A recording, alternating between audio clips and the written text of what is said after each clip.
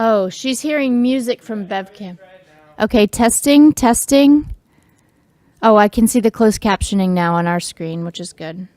That means you guys are live on the channel too. So. Okay. She said she could hear now. Okay, great. Thank you for troubleshooting.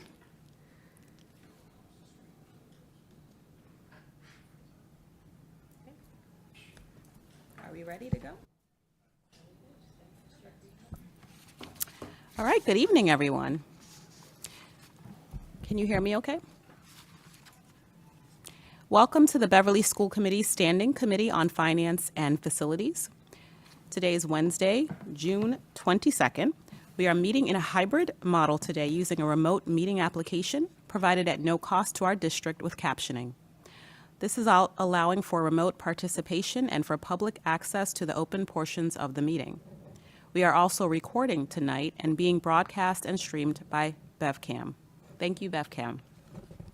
On June 16, 2021, the governor signed Chapter 20 of the Acts of 2021, and on February 12, 2022, he extended provisions to, among other things, to allow public bodies to continue to hold meetings remotely until July 15, 2022.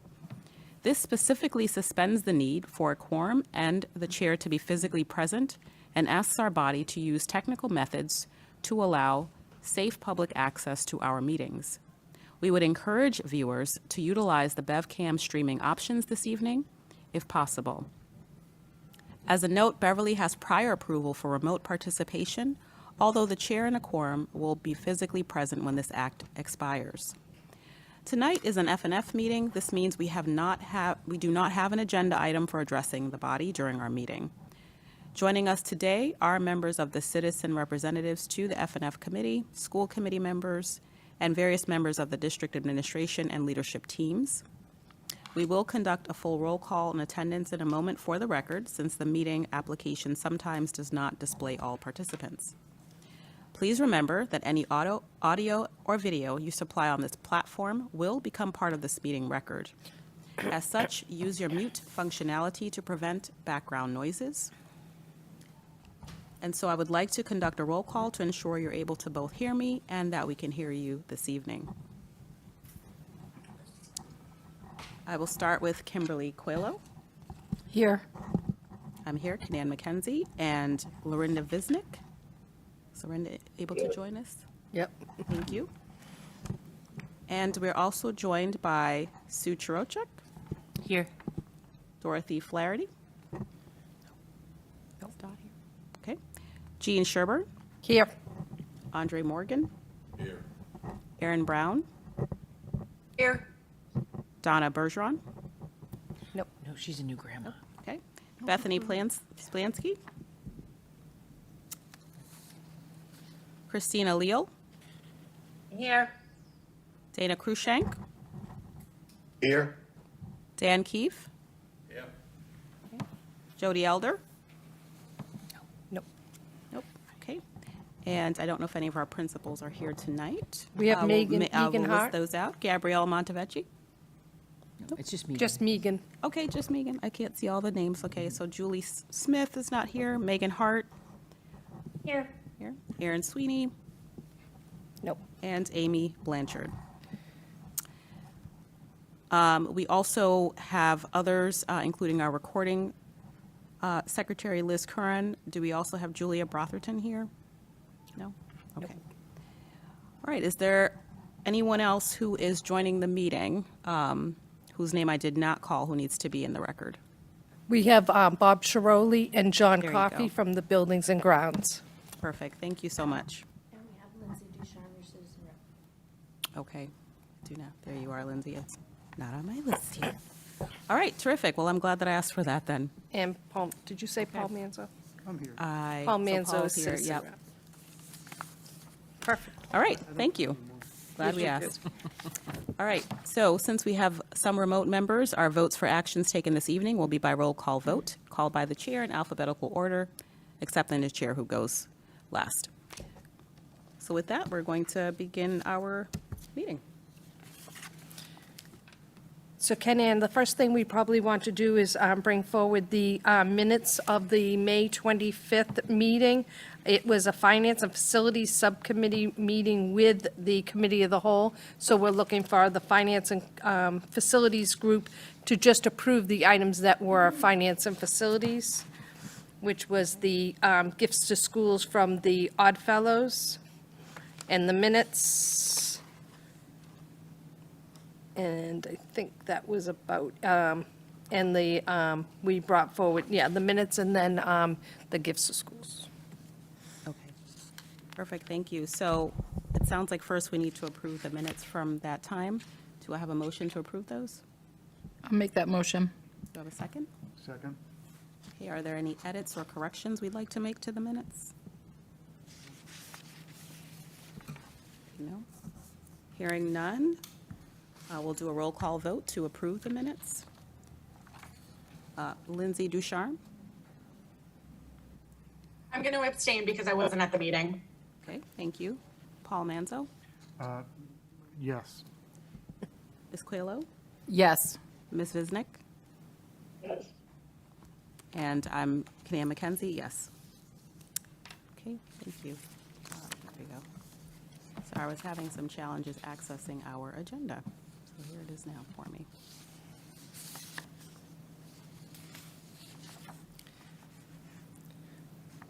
So the next thing I have is the Buildings and Grounds report. Here it goes.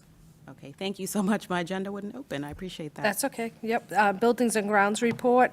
There's a small report, but Bob and John are here, that they have a portion in my administration update.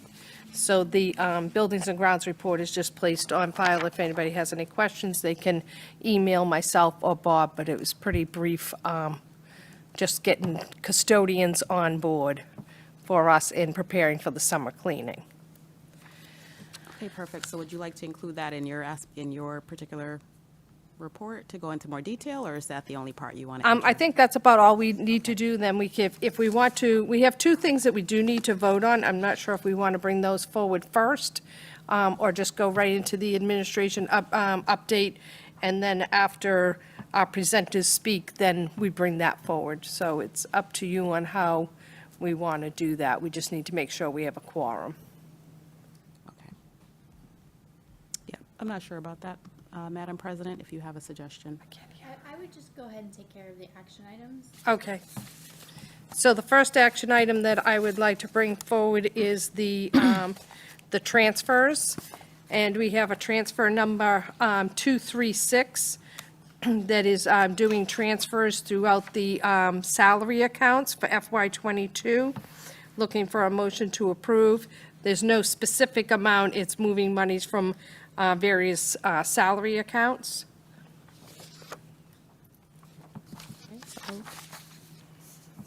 Still moved. Second.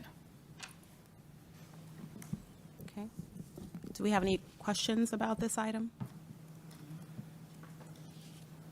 I'm not hearing any. We can do a roll call vote to approve this. I'll start with Lindsay Ducharme, Yes. Paul Manzo, Yes. Ms. Coelho, Yes. Ms. Visnick, Yes. and I'm Dr. McKenzie. Yes.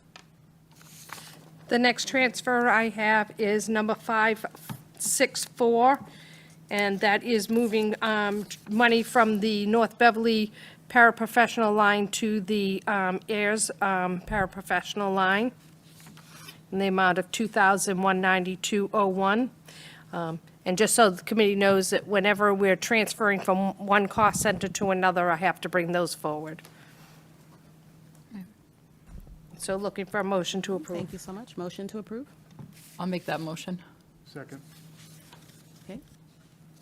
Are there any further questions about this item? Okay. Not seeing that there are any questions, I'll take a roll call vote. Lindsay Ducharme, Yes. Paul Manzo, Yes. Ms. Coelho, Yes. Ms. Visnick, Yes. and Dr. McKenzie, yes. Thank you. The next transfer I have is number 573. These are moving monies from various utility accounts to other utility accounts. Looking for a motion to approve. So moved. Second. Thank you. Are there any questions about this item? So so Gene, in all these cases, this is just, you're cleaning up accounts at the end of the year. Both this kind of stuff where there's money in one area that needs to fill a hole in another area, whether it's utilities or services or salary adjustments. You're just cleaning up the books, basically. Yes, yep, it's cleaning up at the books at the end of the year. I try to keep, if it's a salary account, stay with salary, utilities, et cetera, et cetera. Thank you. Thank you. Are there other questions or clarifications? Okay. Hearing none, I'll go ahead and do the roll call vote. Lindsay Ducharme. Yes. Okay. Paul Manzo. Yes. Ms. Coelho. Yes. Ms. Visnick. And I vote yes. Dr. McKenzie. Thank you, everyone. The last transfer I have is number 579, and this is various salary accounts, moving monies with, between cost centers, and making sure that we have funds available for expenditures for the last payroll. Looking for a motion to approve. I'll make that motion. Second. Okay. Thank you. Are there any questions about this item?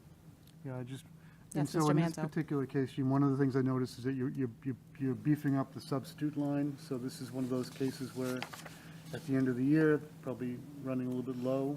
Yes. And so you put enough in here that to think we're going to get through the end of the school year with. I do believe that it's going to be very close. I will be bringing a transfer to the committee in September for what I actually have to do, but it was my best guess when I did this on June 16th. So we do have 2 more payrolls that would be posting for this. But this is our last meeting of this group, so. Right. So you've got to kind of eyeball it and get the money in Yeah. the right place before the books close at the end of the. fiscal year. Exactly, yeah. Thank you. Okay. Are those all our questions for that item? Okay. I'll do a final roll call vote for our transfers. Ms. Ducharme, Yes. Paul Manzo, Yes. Ms. Coelho, Yes. Ms. Visnick, Yes. yes, Dr. McKenzie. Thank you, Jean. The next thing I have is the gifts to schools that we received in the month of May to be approved by the committee. We have 3 gifts that came in for North Beverly, the preschool, and for the district-wide in the amount of $1,085.92. Looking for a motion to approve. So moved. Second. I don't believe we have any questions. We're grateful for the contributions, but we do have to officially vote to approve. So I'll start with Ms. Ducharme. Lindsay Ducharme? Can you hear me? Oh, sorry. You're I don't- muted. I don't think we can hear you. Oh, I'm so sorry about that. I thought I was unmuted. okay. Yes, please. Okay, Paul Manzo, Yes. Ms. Coelho, Yes. Ms. Visnick. Yes. I'm voting yes, Dr. McKenzie. Thank you so much, and we greatly appreciate all the gifts to our schools. So next thing I would ask Ms. Abel to do is pull up the administration update.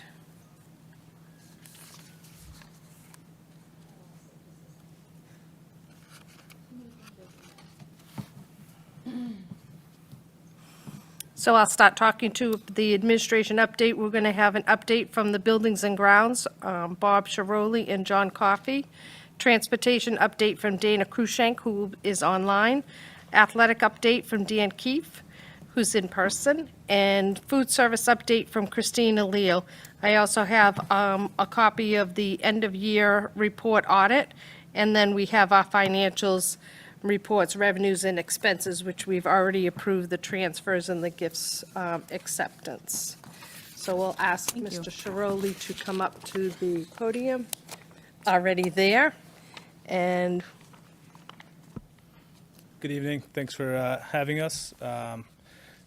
First and foremost, I just want to introduce the newest member to our team, John Coffey. He's the Assistant Director of Buildings and Grounds. He started back in March, and he's really hit the ground running, helping us build the team and help keep our buildings and grounds safe. All right, perfect. Well, thank you for having me. Again, my name is John Coffey. I'll tell you about myself real quick. I'm born and raised in Beverly. I have a mechanical engineering degree. I worked in the marine industry for 12 years, and then the last 2 years I was a facilities engineer. So this is a nice change of pace. I've really enjoyed my 4 months here, so I appreciate everyone. Everyone's been very welcome. Thanks again. Thanks, John. Welcome. So I guess the next update we have is just about our summer cleaning and maintenance program. So John and I have gone through with all of the custodians, and we've shared with the principals as well what our plan is and how we're going to go through the schools, cleaning them and repairing anything or fixing things to upgrade the facilities. So we've gone through each school, like I said, and we're going to do pretty much the typical thing we've done every year: deep cleaning, floors, furniture, windows, carpets, and we're going to go through work around the summer school because that's something that we have to make sure kids that have missed out the last few years because of COVID. So we're going to work with the principals and teachers to make sure they have what they need, but also get the schools clean. So on top of that, we also are conducting our yearly HVAC assessment deep dive. We go through every rooftop unit, every unit vent, any mechanicals that we have in the buildings. And we use our same contractor and vendor that we have year-round, who's in and out of the buildings, constantly trying to improve, extend the life on equipment, and just make sure that we have healthy buildings as best as possible. So we've done that from what I'm told the last 7 or 8 years, have this contractor in every summer. So it's a great thing, I think, that we do here in Beverly to make sure our equipment's running and extend the life of it. So on to some work that we're looking to do this summer, more larger projects. We have some funding, and we will be putting 2 bottle-filling water bubbler stations in each elementary school, including McEwen. So again, this kind of correlates with COVID, right? I think a lot of the fountains were shut down during COVID. So this will help a lot with just kids being a little quicker, filling up their water bottles. We already have them here at the middle school and at the high school, so this will be great to have them at the elementaries as well. So that work will probably be done in about 4 or 5 weeks, depending on when our contractor could get the materials in. Now to some of the exciting stuff, right? So playgrounds. First, so I guess I'll start at square one. Sue, Jean, and I have been talking about playgrounds so a lot lately. So I went around and did an assessment of all the playgrounds, just kind of trying to see what the worst to best ones we have at the schools. And as you'll see as we go through these slideshows, it shows kind of the worst through the best. But we have 2 playgrounds that we are updating, the kindergarten playground at Heirs and a small AIM playground at Cove. I believe the AIM playground has been in the works for maybe a year or 2 now. So we have funding from the PTO as well as internally, a combination to get these projects done. So we're getting quotes, we're trying to finalize those and hoping that we'll be able to get these done by summer. Again, materials and logistics and supply chain all come into play. Liz, if you want to go back, are you doing that, or is? Oh, sorry, no worries. If you could just go back to Heirs, yeah, that'd be great.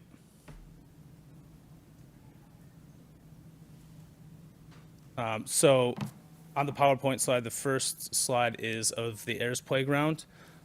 So after this assessment, actually over the past weekend, there was some damage to, if you look at the top right picture, that's like a catwalk bridge connecting 2 portions of the larger playground. If you can see on the bottom right, the slides, and then the left-hand side, those stairs going down. So that bridge was damaged, and it's actually broken, so we've shut that down and condemned it for now.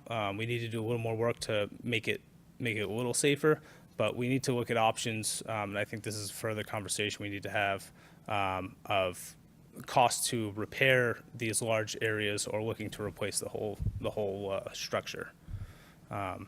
So even after the assessment, I mean, I hate to say it came to fruition, but Heirs is hands down the worst conditioned playground, yeah.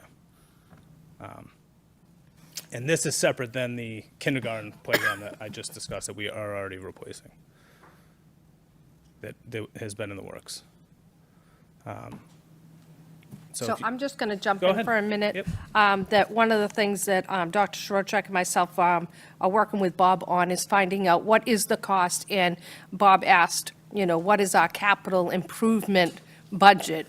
And we said, well, we don't have a budget for that. So that's something that we're looking at. So Dr. Schwartzek and myself will be coming up with what we want and how we plan to fund this. We are looking to utilize our building rental revolving account for some of these items. Since we've taken the funding for our buildings, let's put it back into our buildings. So that is something that we'll work with Bob over the next few months so that we'll know what is our plan. Is it going to be a 5-year plan, a 3-year plan, or, what can we do? And we greatly appreciate Bob going out to each of the schools to find out what it is. So as he said before, the Heirs kindergarten playground is separate. That is funding that came in. And at the last meeting, we did vote, the Oddfellows gave us $10,000 towards the Cove. So those 2, we do have the funding in FY22. We'll encumber the funding to make sure that we can do that. But moving forward, we're not sure if it's a 3-year or a 5-year or a 10-year plan, but we will bring that forth to the committee in the fall on how we're going to do it. But if we can get more done over the summer, we will. Yeah, I think historically, a lot of our playgrounds have been funded by some fundraising from PTO in various ways.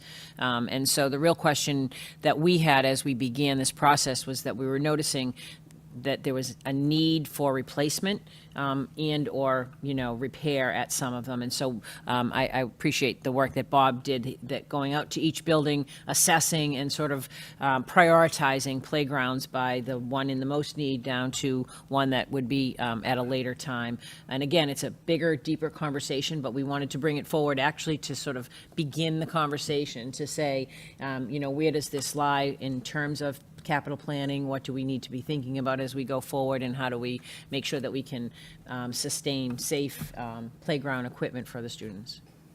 And Bob's also looking at, the ground covering of the playgrounds, rubber flooring. Yeah, that's actually how the conversation began, I think. And originally, the whole conversation arose out of, as we were looking at the Cove and Heirs Playgrounds, both the requests came to utilize the newer kind of rug type. Rubber surface. Rubber surfacing for the ground. And at the time, I think I said, well, if we're going to do the Heirs kindergarten, should we look at that and should we replace the ground cover there instead of the mulch, which is an ongoing, situation of replacement. And then when we took a deeper dive and looked into the condition of the actual equipment itself, we realized it was much bigger need than just the ground cover. And so that led to this discussion around how about we do this survey and figure out where we are. So, but we wanted to come to Finance and Facilities to start this conversation about where we go for planning so that we're prepared as we move forward. Thank you. So if we could just scroll down, we could look at the slides real quickly. So, right, Heirs is the greatest need, yes. And then yes. I think we went quickly over the damage that was done. I think the bigger question that we have right now is, as we look at the Heirs structure, if you were to drive up to the Heirs grounds and go out back, you'd see that we've cordoned off with caution tape that whole bridge area, which basically leaves the structure not really usable for anyone. And so what's the short term to make sure that it's safe so that children can go back on the structure? And then is in the long term, how do we go about, do we make an investment for repair work? And so that was the conversation that we're having tomorrow. Megan, I'm updating you now on live TV. We're going to meet over at 1:30 at Heirs after school, after the students are dismissed, and just take a look at the playground structure one more time and have that final conversation about what the immediate steps that we take, whether it's just removing the bridge and making it safe, or I'll go from there. But I just wanted to clarify that that's sort of where we are with that one. Thanks, sorry. Yes. So next we have North Beverly, right? North Beverly, it's a nice playground, but it gets a lot of use. The fields out back, you have soccer, flag football, and it's great that the kids, even outside of being school, students get to use the playgrounds. But it has a lot of wear and tear, as you can see. They have the rubber matting, but it's starting to come up. So there's just starting to become safety hazards at North Beverly as well. So then if you scroll to the next one. I think the next one might be Hannah.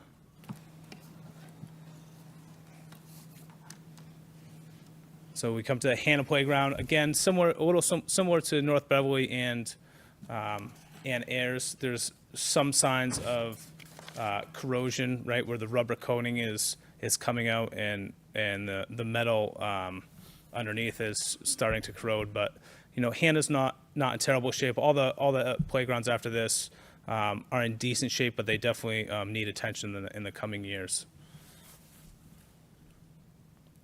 You go to the next one.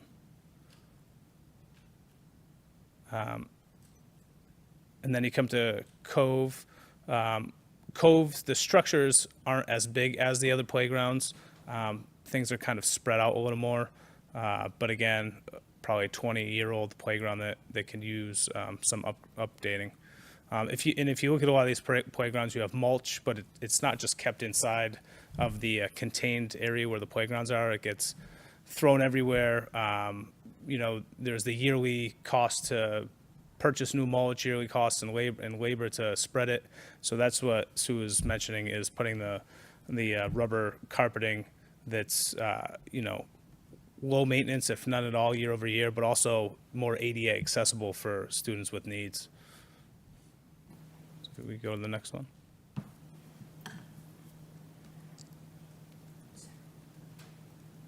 Yeah. So Centerville, so the next two I think are Centerville and McEwen. These playgrounds are actually in really good shape. So I put these last. They're spread out. They're a little smaller than the other playgrounds, but like I said, again, they're in good shape. I think at Centerville, the Cahill Park up front gets a lot more use that the city owns than the Centerville Schools Playground out back. So that probably attributes to this one being in better condition.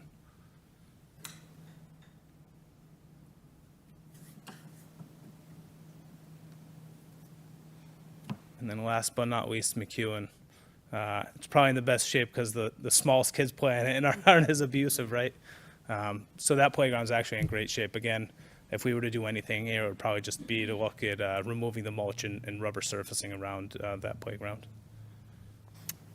And I think the administrator is also looking at some little hands-on, where they can play with the interactive pieces also there. She's looking for that. Yep.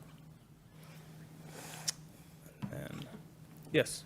So, Bob, you're right, some of these playgrounds are nearing 20 years old. I remember helping to put in the Cove Playground when my son was there, and that was forever ago.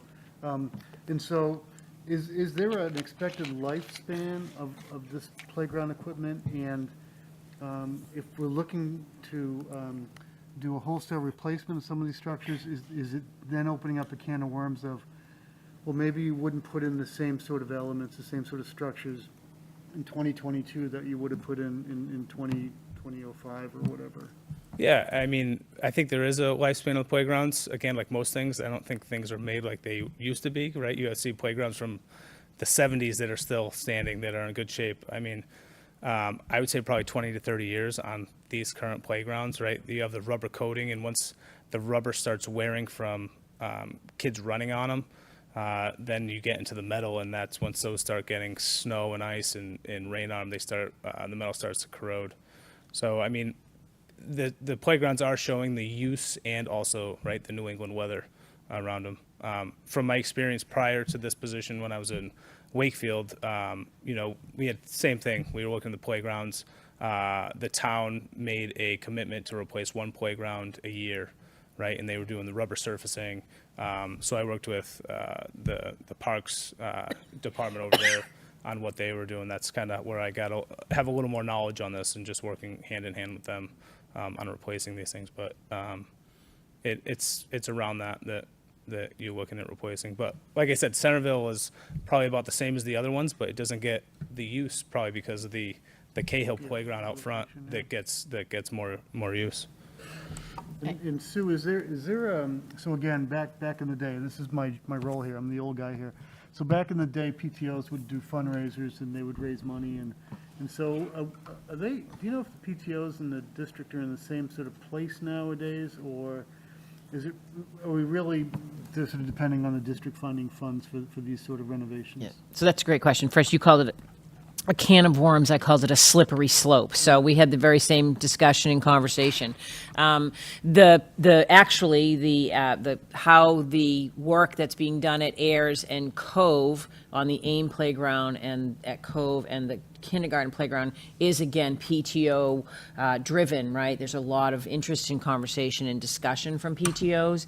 My conversation all along has been, I mean, I was at Heirs as a teacher when the Heirs structure was built, so that's how old that structure is. 99, I think, that structure went up, and it was fully funded by PTO and fully assembled by PTO, and the consultant that oversaw the installation of it was funded by PTO. So I was having this conversation. We're also thinking again about sustainability, right, in terms of knowing that we have some playgrounds that are in immediate need and some that are not, and so what is the balance? Where is that balance? But I do know that the PTOs are partially funding some of the both of the playgrounds that are going in now, and so I think the goal for us was to open the conversation and begin to think about what are funding sources that are available. One of the things that happens is the PTOs go looking for grants, but then those grants interfere with other opportunities for grant funding, and so it gets really complicated. So I think I think there's a need for us to have a really big discussion and conversation about where do we go and what is our expectation and what are the funding sources that we would like to try to engage in the process. So.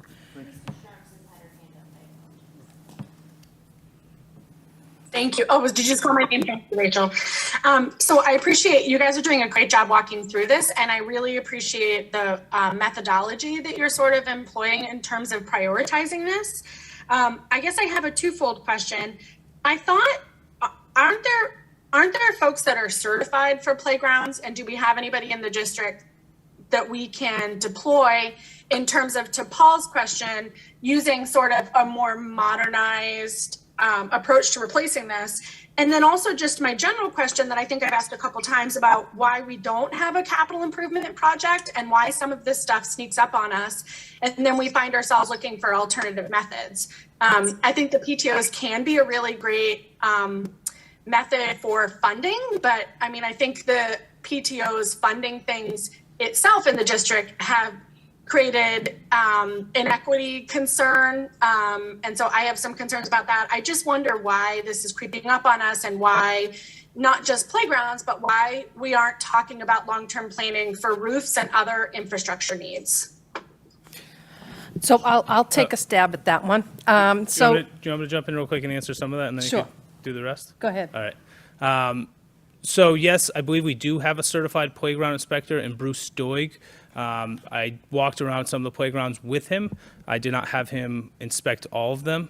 But, you know, after last weekend, when we had the damaged bridge at Heirs, I did reach out to him, and we are probably going to try to connect to get him out there to assess that. But the assessments I did was looking at safety of the structure, how the usability of the structure is, and looking at the wear and tear. So we do have Bruce that we could use as a resource. Again, he's got his own agenda that he's got to manage, but when he does have time, he has come and helped us out. As for the capital, I don't know, Jean, do you want to? Yeah, so I mean, as far as I know, the capital plan is, the city does have one talking about the roofs. We're on top of that, knowing when it is. I kind of just want to say, I don't think it's like crept up on us. I think we had a new director that came in, and we started sending him out to the schools to talk about this and bring to our attention the things that may be coming up, you know. So then, of course, the next step is the funding. So that's where we were looking at to do that. So I do think we're being proactive. I think that we're trying to be ahead of the game on certain things. But when the principals came to us looking for playgrounds, we said, let's look at all of the playgrounds and let's see what we can do for the rubberized flooring, which is better and safer than mulch, and making sure that the mulch is in there where we need it to be the right amount of inches deep. So I do think that because we're in consolidated with the DPS, pretty much they have us covered for the roofs and the boilers and the big ticket numbers.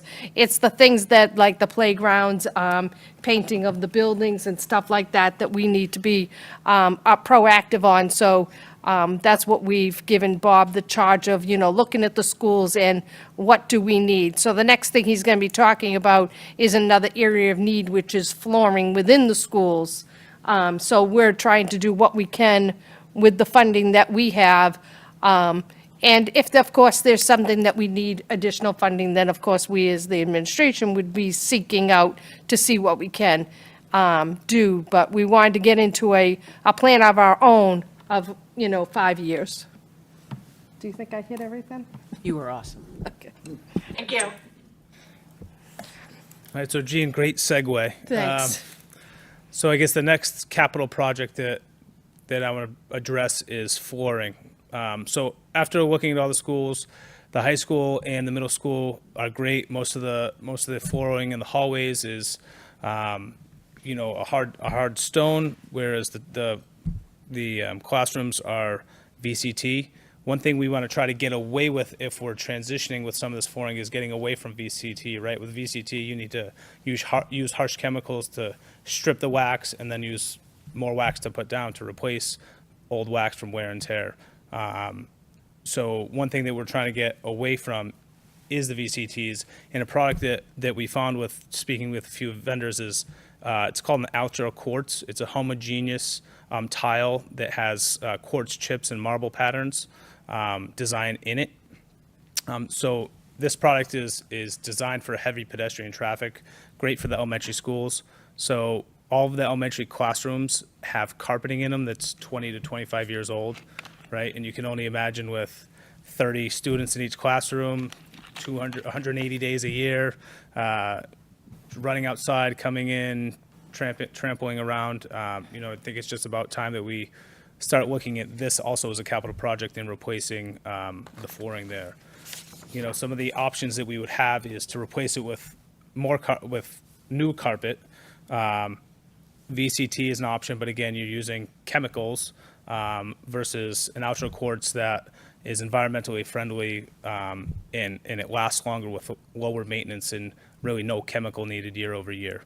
On the higher end, you're looking at the neuro rubber flooring, but you're looking at double the price of this, right? So that's really not an option. So one thing we do look at with everything we look at is pricing options and cost before we try to make a decision. So I did an assessment at each school, walked through each elementary school, looked at the carpeting to see what the worst to best carpeting is. All of them pretty much have a lot of wear and tear. But we're going to start at Centerville this summer. We're going to do 5 floors with this outdoor quartz flooring. And then we're going to see, we don't want to just jump in and do an entire school. We want to see how it goes in these 5 classrooms, see if we like it. We think we will. I've looked at it in another setting, so we're going to do that and go from there.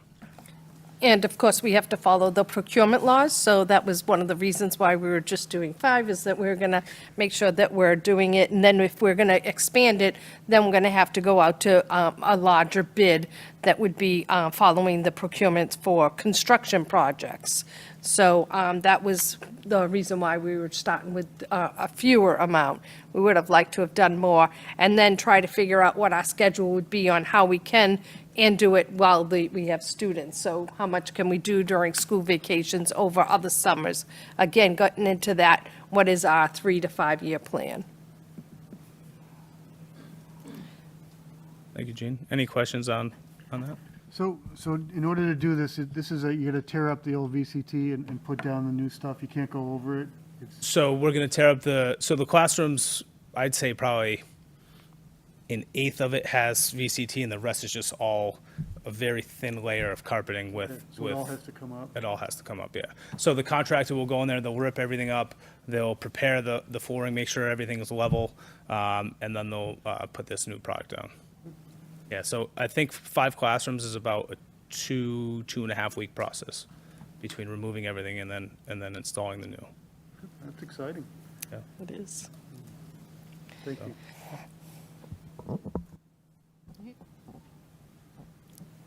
And lastly, I just want to give a shout out and say thank you to all of our school custodians for doing a great job this year. I know the last few years, with experience in Wakefield, COVID has not been easy for custodians, teaching staff, principals, everyone involved. But our custodians continue to do a great job to try to keep our schools clean and safe.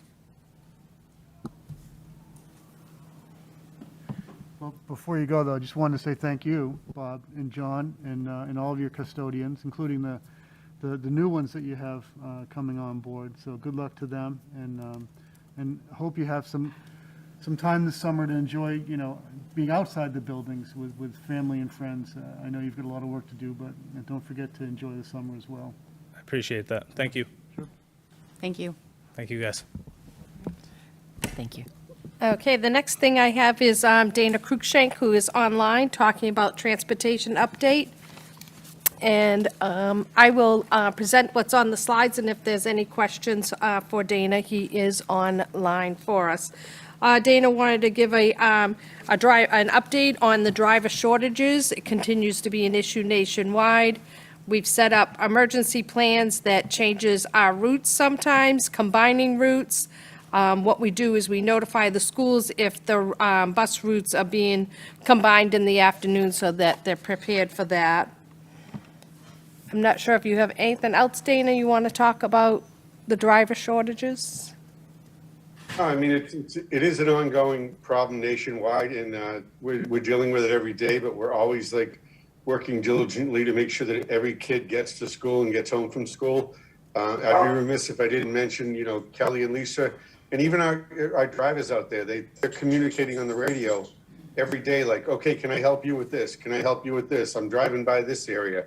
So they've really stepped to the plate, you know, during this thing, and it's really helped us a lot. The next thing we had was Dana was notified that there were issues with some electric buses with faulty wiring, not in Beverly, but in other parts of the country. And Highland Electric was able to get our inspections done immediately. Originally, we thought it was going to be in July, which with this issue, we had to take the buses immediately off the road, obviously. But were able to get our two buses inspected, and there were no problems with our two vehicles, and they're back on the road.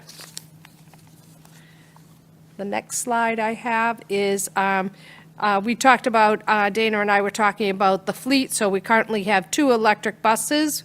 We'll be adding 3 additional electric buses in FY '23, and we have 10 hybrid minibuses, and we'll be adding 2 vans in FY '23, and that they'll be made to be hybrid as well. And I'll let Dana talk about the fall registration. Yeah, so fall registration always starts on July 1st. We sent out a regular Connect ads letting the parents know about what's going on and what they need to do. As we get closer and closer to the end of July, you know, we send them out a little bit more often to remind parents that it's really important to get it done by August 1st because there's a lot of work to be done to get all these runs set up. And what happens is we start to set them up and then we get all these late registrations and now they completely change. So that's why we keep the open communications, you know, with the families and so forth, so we can try to be as responsive as possible for the start of the school year. The biggest thing we need to have parents do that are looking for a scholarship is do that right away, because that takes a little bit of time. And once you have that, we know we can get you registered and get you on a bus. So that's the most important part of that. All right, that's all we have for a transportation update, unless anybody has any questions for Dana.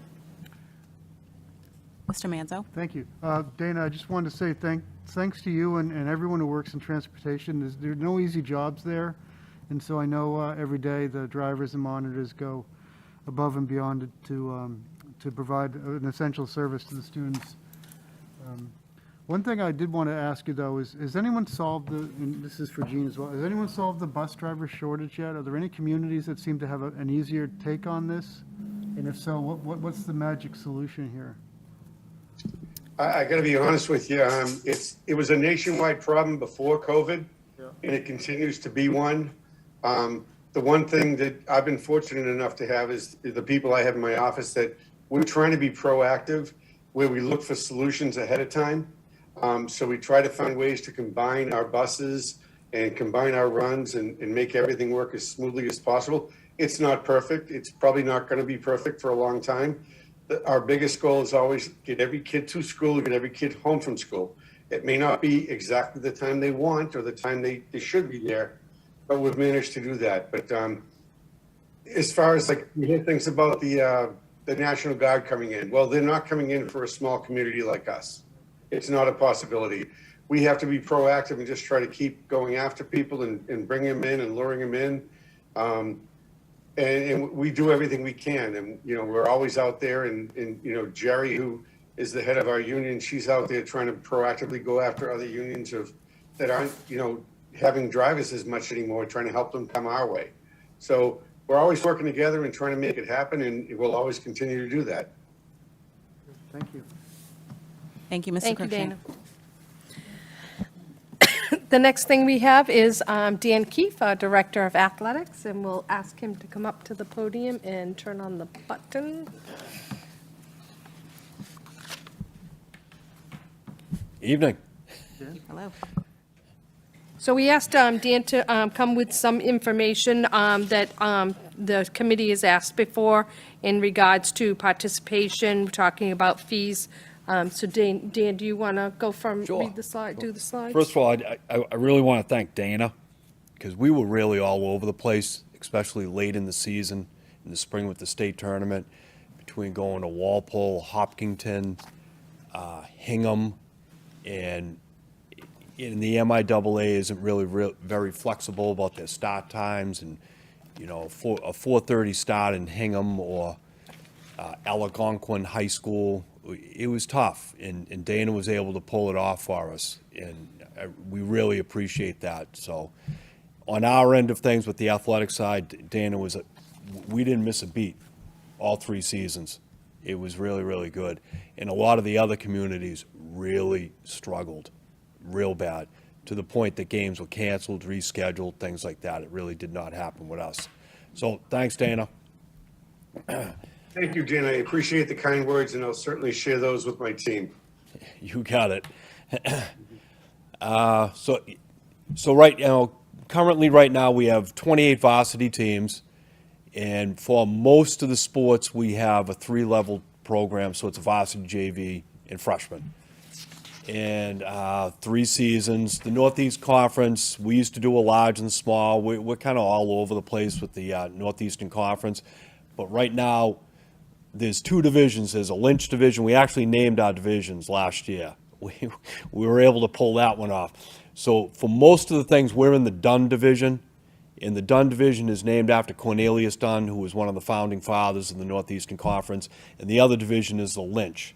And it's named after Mike Lynch's dad, who was a longtime coach and athletic director in the Northeastern Conference. And the way we've done the leagues is going into the MIAA has a whole new playoffs format now with power rankings and all that good stuff. So getting prepared for this, we started it 2 years ago. We went to the winning percentages of all sports. So we tried to balance the divisions as best we could.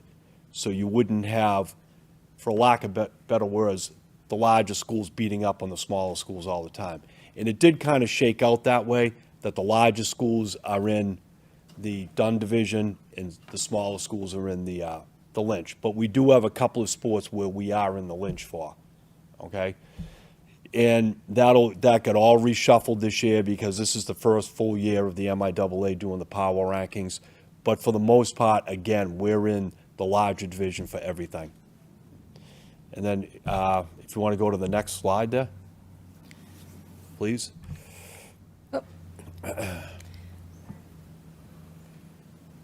So I think it was 2 or 3 years ago, we went to an outside contractor for our athletic trainer, professional physical therapy, and it's been awesome. We get more coverage than we need. We're not constantly having fill-in athletic trainers. The only time that we run into a little bit of a problem, and you see it more in the winter than any other season, is if we have a hockey game and a basketball game, or a home basketball game or a wrestling meet. We have to get a substitute trainer to come in to cover one of those sites. And usually the rule of thumb is the athletic trainer will go to the sport that has the higher likelihood of injury. So if there's basketball and hockey going on, the trainer's going to go to the hockey game. Okay?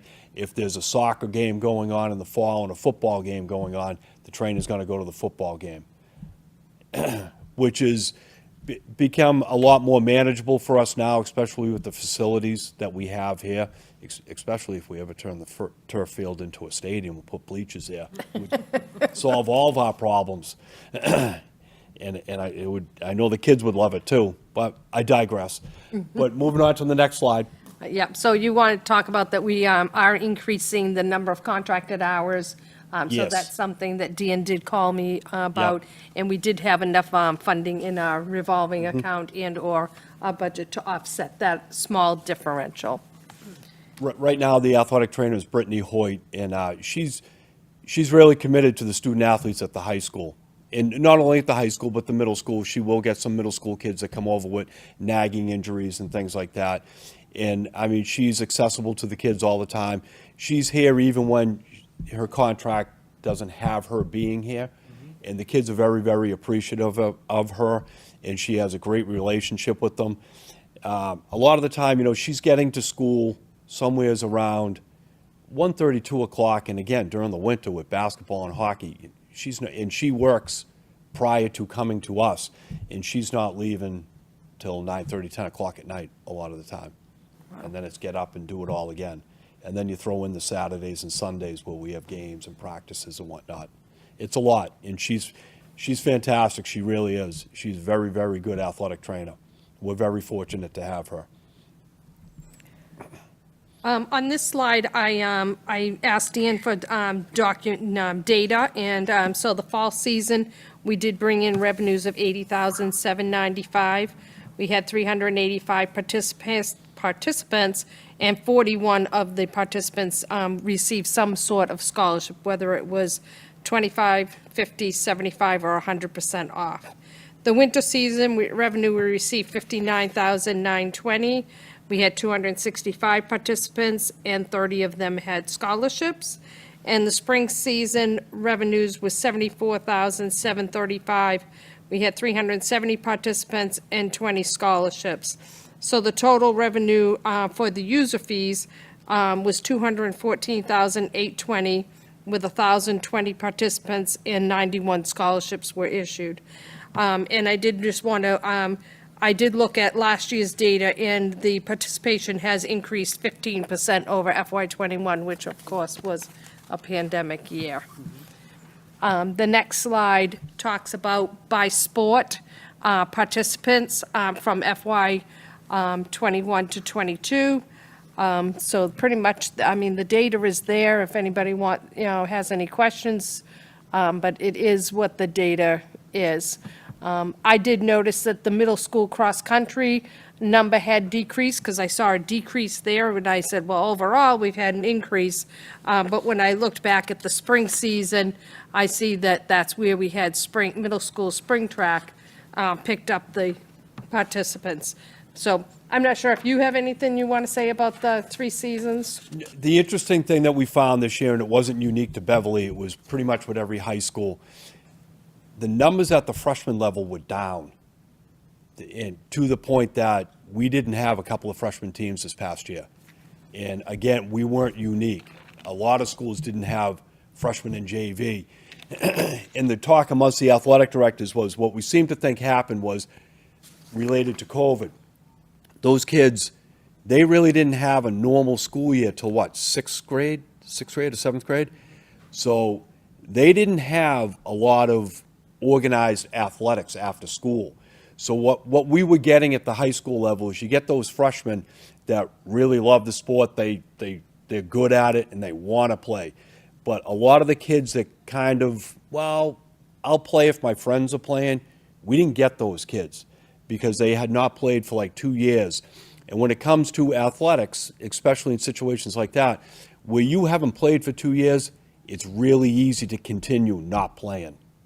So we're hoping that even though our numbers were up this year, we're hoping to be able to pick up some of those freshman sports that we lost this past year.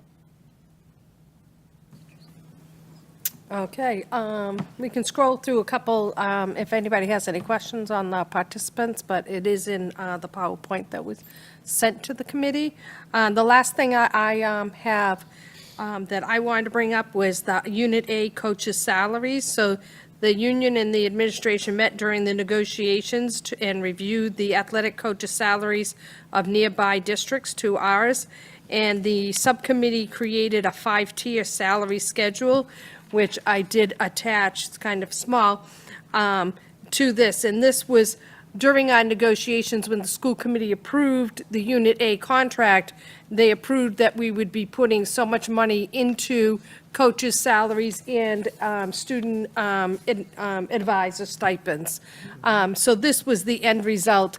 I know it's kind of really small, but I did send it as a separate attachment if anybody wants to look at it. And that's about it that I brought forward with Dan, if there's any questions.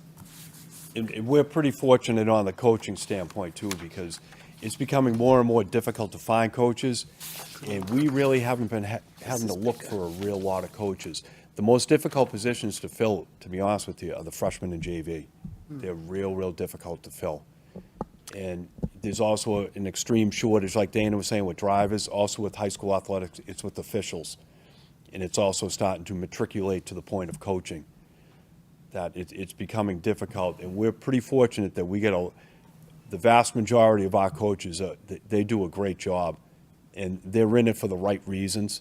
They're in it for teaching the kids and helping the kids to mature and become better people and things like that. And, and if you win games, we all want to win, but the winning becomes a byproduct of those other things if they're paying attention to those. And the spring season was a great season. Every single spring team qualified for the state tournament. So we're doing something right. Dr. McKenzie, you have Ms. Visnick with a question. Okay, Ms. Visnick? Thank you. Everybody, I apologize that I'm not there in person. As you can hear from my voice, I am pretty sick. Mr. Keefe, I want to know if you can speak to, Jean, if you can scroll back to show fall, winter, and spring. It seems like we have way lower, like on the big O, on the big order of significantly lower participation in the winter. No, keep going, Jean. So do we offer fewer sports in the winter? Keep going, Jean. It's like one slide that shows fall, spring, and winter all together in 3 lines. Keep going, keep going. Oh, Jean, you're not scrolling this slide. Yes, please. So in the winter, we had, 265 participants versus 370 or 385 compared to the fall and the spring. Yeah, it was one of the first slides. No, it's, I see it, no? Oh, is it that one? Yeah. Oh, all right, yep, okay, I got it there, yep. And the reason for that is, first of all, in the fall, you look at sports like soccer, football, they're carrying a larger roster. So there's more kids participating in those sports right there. And in the wintertime, unfortunately, basketball teams, most coaches are keeping 13 kids. So you see a dip in the numbers there. And this past winter, unfortunately, we did not have a freshman girls basketball team. The swim numbers were a little bit lower this year also. The hockey numbers were up on both sides, girls and boys. Those numbers also include the middle school tracks, which only run in fall and spring. Correct. So that there's a bit, that's, No middle school, winter. We there's have not a nothing in middle the school winter. middle Yeah. school for the winter season. So that would account for the difference. And then also, the indoor numbers for track were up, but again, not having the middle school, it's going to bring those numbers down a little bit. And the outdoor track season is just huge. This is one of the biggest teams we've ever had in quite a few years. Okay, and they did incredibly well. Yeah, they did. Thank you very much. Yep. Okay. Mr. Manzo? Thank you. I don't know if this is for Dan or for Jean. Could you just, in a nutshell, tell us what the difference between the tiers are in the salary schedule and why certain sports are in different tiers, I guess? Yep, so that's a great question. We entered into negotiations with the union. In the process of doing that, we examined a number of different surrounding communities and what they were. So the sports really are tiered based upon the length of the season, the number of games, matches, practices, the number of participants, and that sort of thing. So we sort of categorize them in that way. Also, always keeping in mind that we have Title IX obligations too, to make sure that we were not putting a girls' sport in a lower tier than a boys' sport of a similar manner. So we utilized all of those rules and we looked at all of those things together. And then we worked through taking a look at where did we sit, where were we, and where would we go with it. So we we made a real attempt to address some of the questions that we talked about earlier about our assistant coaches / JV freshman coaches to make it, because, honestly, some of those coaches are at every practice and every game anyway. And so we think we came up with a system that, really fits. There were also coaches, so this process began prior to COVID when we had a committee. So we had a committee of administrators and coaches that sat together, no school committee at that point in time. That was just the two groups of people, and we had agreed to kind of bring them together. They began the process of looking at what we could do differently, and they were actually the ones that brought forward some of these other contracts from other communities. We looked at where are we? So, we have sort of surrounding communities, and we wanted to be competitive with them in terms of attracting people to do it. So there was a lot that went into it and a lot of discussion, but it was not just one side or the other. Because we've been doing interest-based bargaining for all of our regular contracts, we actually used that same process when we went through this. So we had the negotiating committee from the school committee join us, and we did I don't know, Rachel, how many sessions we did? A lot. But we did a lot of work to kind of negotiate through where we're going. And so there are tiers. I think if you look at the tiers, you can kind of categorize them. We had only a couple that made big changes. I think wrestling was one that we moved up a tier because of the amount of the number of participants and the amount of matches that they were having and the amount of practices. And I think we also addressed girls gymnastics in the same way. I think that was another one that moved up a tier, so to speak. In meaning that the salary increased because when we tiered it, it went from a lower number to a higher number. And Ms. Brown did let me know that a lot of it impacted too, is that if they only had meets and stuff on the weekends and stuff, so, and she's online if anybody needs any questions. So it looks as if there's quite a discrepancy in some of the tiers. And so are you worried at all about your freshman tennis coach suddenly taking an interest in coaching football? Or losing them to other sports? Well, for tennis specifically, there's only one team. Okay. There is no JV of freshmen, and every high school is like that. Right. But what they have is, we'll keep some kids. Obviously, if you're the head coach of the tennis team, you want to keep more kids because all you really need is 7 kids for a tennis team. But you want to keep more than that to kind of keep your program going, year to year to year. So that way, other schools that do have those extra players also, we do get in JV matches. But do you have coaches moving around? Not really. No. Usually it's most of the coaches, especially for head coaches, that's their niche, their area of specialty. Yep. You'll get a few assistant coaches who just really enjoy coaching, and if they know that there's another sport and during another season that's looking for an assistant coach, they inquire about it. Yep, makes sense. Thank you. Yep. If I could just say one more thing about that. The other thing is, if you were to look at the salary range, there was no rhyme or reason to why anyone was making any certain amount of money. It was either when they were hired in and where we were and what we were doing. So it's now, we tried to create some systemic efficiency so that you would know where you were and what you would be doing. So we tried to kind of clean up. I don't know if you remember back in your time, but even if we tried to measure why was one step to the next step, there was not a consistent increase or any of those things that were happening. So we worked really hard to try to make that a little more manageable. And steps are just years, right? In both. Yeah, steps are just years, yes. How many years they've been here. Mm-hmm. And if they have experience elsewhere, they can come in at a higher step. It's how many years they've been coaching at Comparable that experience. sport. Yep. Yes. Thank you. Thanks, Dan. You got it. Thank you. Have a great night. Thank you, Dan. We have Miss Leal online, and she can talk her slides. Thank you, and thank you for having me tonight. I wanted to do a recap of our past year. And kind of like Dana, our goal was to just feed the students this year. We had so many challenges around supply chain. There were times we weren't getting deliveries, food, milk.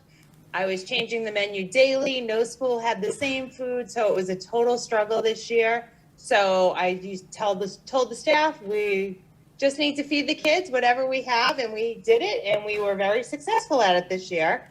We ended up serving over 110,000 breakfasts this year and over 500,000 lunches. During our last real school year of school year 18-19, we served 83,000 breakfasts and 303,000 lunches. So it's an increase of 32% over breakfast and 65% over lunch. So it was a very successful year for us. Due to all the waivers that we did have in the state and the country, we were able to provide after-school snacks for many of the elementary schools that were doing enrichment programs. So that was an extra benefit that we got to do this year as well because of the waivers.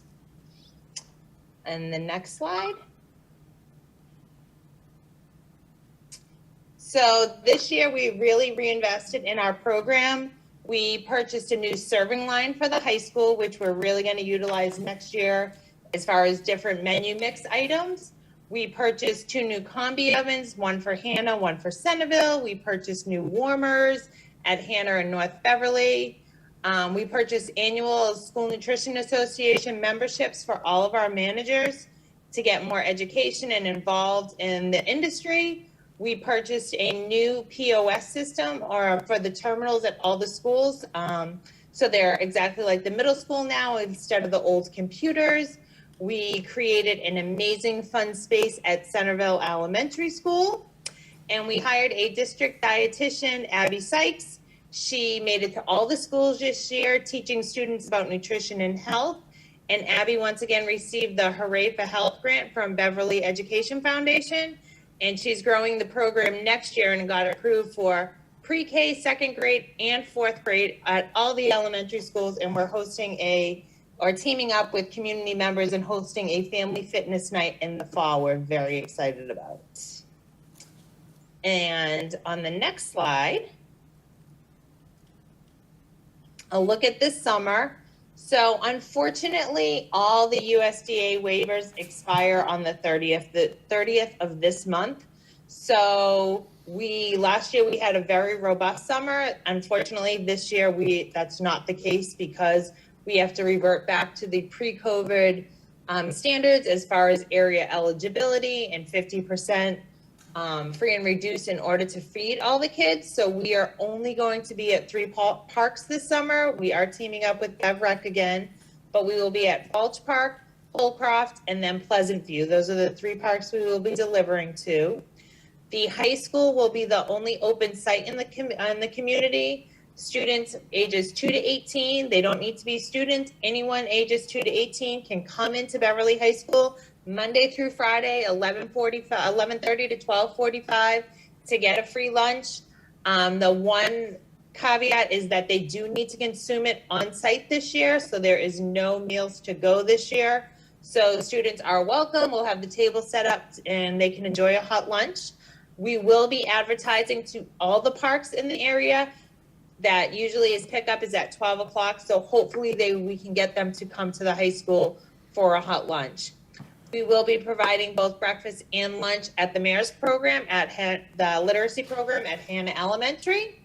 And so hopefully we will have a good summer and we'll get people to come over to the high school and at the parks. And then I'll look at next year. And the big question is if we will be free next year. And unfortunately, I don't have an answer for that yet. We should find out mid-July. We're thinking the legislation is going to be voting at the state level. The USDA did not extend the waivers or pick up for free for next year. We are hoping the state of Massachusetts does. We should know in July once they finalize their budget. But as of right now, we are returning to go to free or go to paid meals next year or free, reduced, and paid. I will send out communication to families, but I'm trying to hold off and being optimistic that the state will pass free for next year. We are returning to pre-COVID meal service at Beverly Middle School. So we will be returning to a deli bar, all the different options for all the students, as well as all the different snacks that we had before COVID. We are currently working on the IFB for getting the cafeterias at the other elementary schools and McEwen to redesign their cafeteria space to make it more fun for the students. We are looking at purchasing different equipment throughout the district for some other schools. We have a new menu software program that is very user-friendly for the consumer to check out nutritional information. So that will be into effect in the fall. We're not really sure what supply chain is going to look like in the fall. We have been told that the food side of things is looking better, but that paper products and stuff of that nature could be an issue. And then we do currently have 9 positions open in the department. I've already started advertising and posting those, so hopefully we can get those filled over the summer so we can start the fall off strong. Any question? Christina, we had a little typo. It is 9, not none. Oh, sorry, yes, 9. Good thing for the parentheses. Does anybody have any questions for Christina? Nope. Thank you, Christina. Thank you. The last thing I have on my update is the end-of-year report. So the end-of-year financial report has to be audited by an outside auditing firm, which is Powers and Sullivan, and I did include it in this, and all the school committee members and the city administration need to receive a copy, and it's very small because there is no findings. I'm always proud to say that one. So that's what I have for an update. The only 2 things left for us is the revenue report that I can quickly preview, is that we are still waiting for 2 months of the school choice payments to be posted to the books. The circuit breaker revenue for the last quarter has yet to come in. Usually those things come in on right on 6:30. The building rental, it looks like $46,625. We're probably not going to receive all of that, but we have the revolving account that can offset that. And the preschool revolving, we're still collecting on $15,860 from the students that are attending there. Other than that, the revenues did come in as planned. And then I do have the financial report, and I know some members need to leave, so I would ask that if anybody has any questions, if they want to give me a call. Right now, this report was run last week. We still have the balloon check, payroll check, which is equivalent to 5 checks. That's the biweekly payroll. And then we have the weekly payroll that has 2 more that needed to be posted to this. So I'm working diligently on, closing out the books. We're still doing some purchasing, encumbering things that we do know that are coming in. And what we'll do is have a 0 balance at the end of the fiscal year.